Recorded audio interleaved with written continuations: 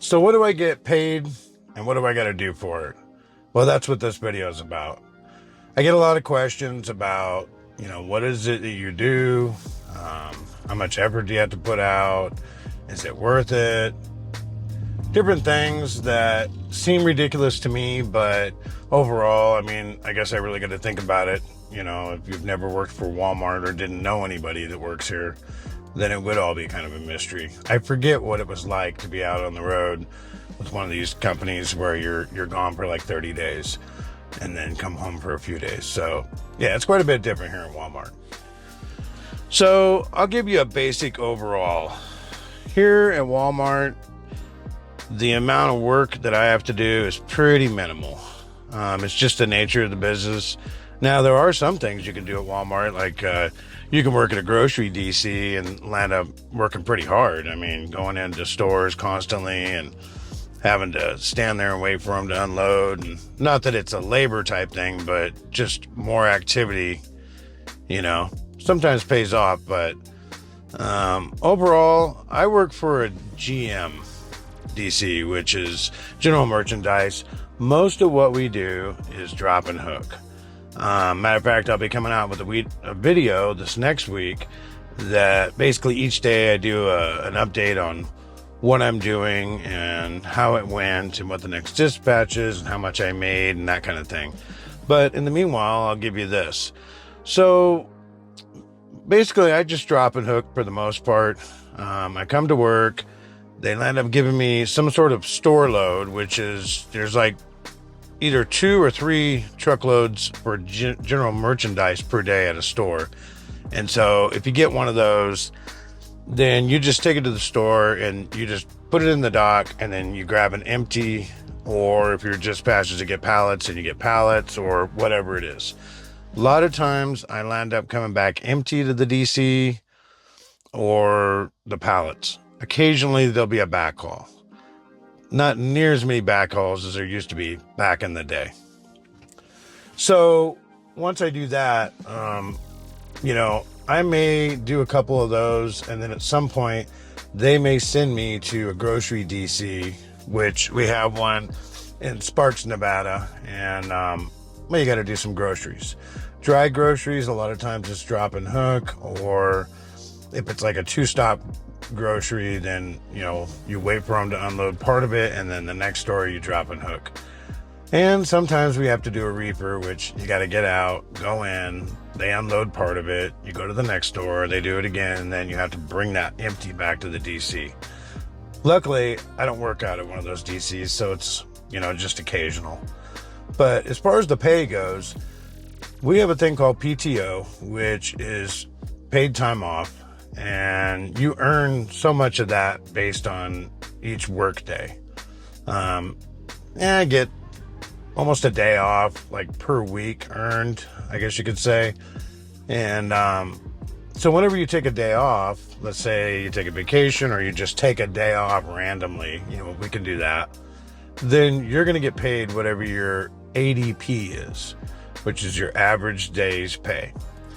And since we had that big raise here last year, I guess it was, on my slower times, I run about 440, somewhere in there, 420.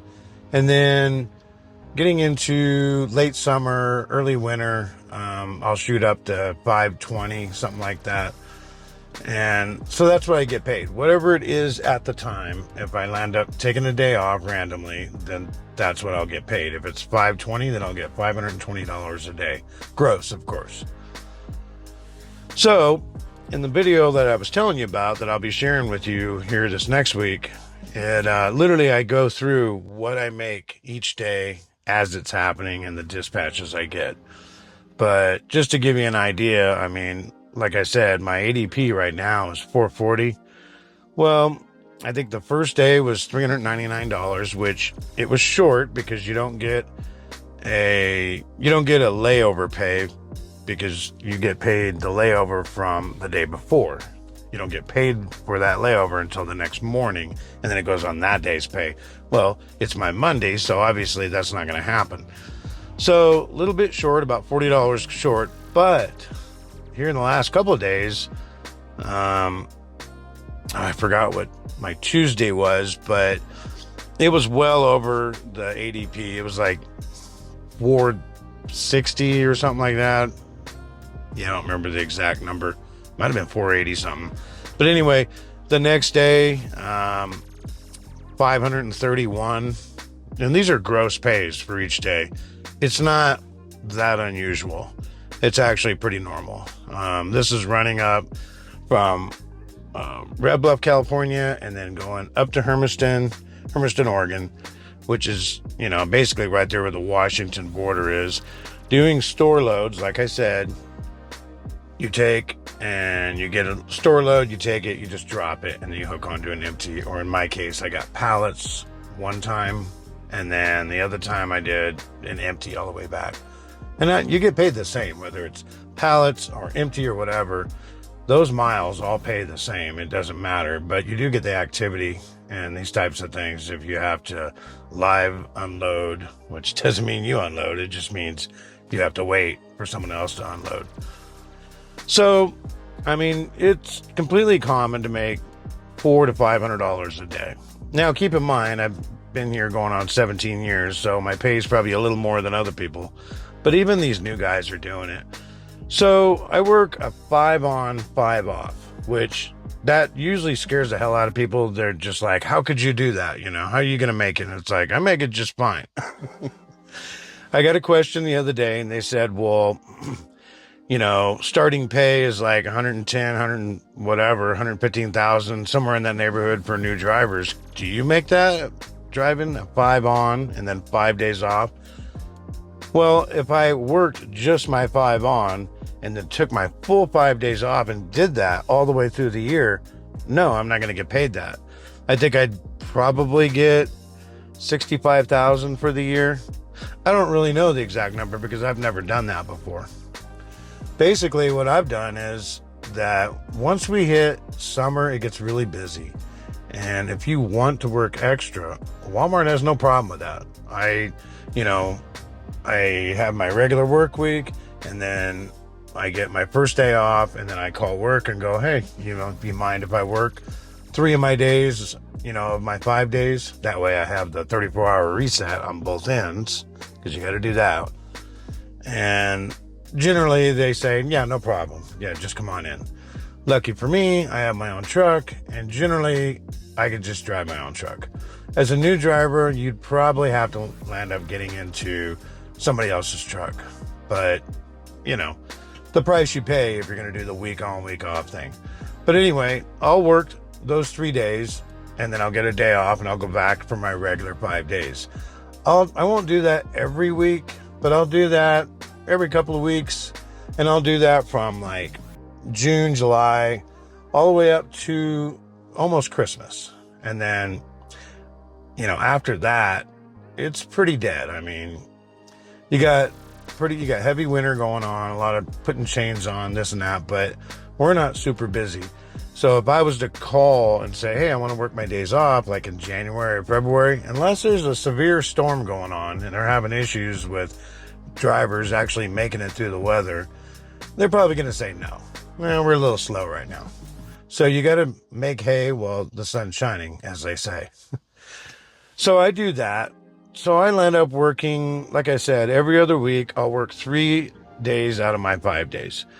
I did that last year, and basically, I did that last year, and then, like I said, when Christmas comes, pretty much dead after that. Didn't do that all the way through, all the way through May. So January, February, March, April, May, 5 months. I just literally worked my 5 days and then took my 5 days off. And then when June came, I decided, they're probably busy enough, they'll actually say yes. And they have. And so I've been doing that. By doing that, this last year, I made $100,000, pretty much right at $100,000. Now, keep in mind, most people aren't going to do that. They don't want to work a 5 on, 5 off. And you don't have to. Most people, when they come to work for Walmart, they work the 5 days and 2 off, or we have a 6 days and 2 off, or something like that. We have multiple different ones. If I was to do a 5 days on, 2 off, or a 6 on, 2 off, or a 6 on, 3 off, something like that, yeah, I'd make about 140,000 a year is what I'd end up making. Have I done that? In the past, I've done that, but we hadn't got our awesome raise yet, so I never got up into those figures. But for sure, you know, I've done the math. Easily make 130, 140, not a problem if I wanted to work full time. So, you know, you want to know what we make at Walmart? This is how it goes. And as far as what we have to do to earn it, it's really not that hard. Drop and hook is most of the time. You don't have to unload freight. You know, scheduled times to deliver means don't deliver after, but you can deliver way before. That's usually never a problem. I mean, even there could be a first truck for tomorrow and I can deliver it tonight and do a drop and hook and leave most of the time. So you can see it's quite different from normal truck driving. There are a lot of details where you get paid for activity, like when you stop, when you drop and hook. Maybe it's a live load or live unload, these types of things. Anything after 45 minutes, there's wait time. You get paid by the mile. You know, we get paid $42 a night for sleeping, basically. Well, that's what I'm doing. We're making one of these. And so, I mean, this should give you a pretty good idea of what we get paid and what you have to do for it. So be looking for that video here this next week sometime. And you can see the actual as it's happening. And maybe it'll give you a little bit better idea as I explain what I do each day. All right, catch you guys later. Don't forget to subscribe and like. See ya.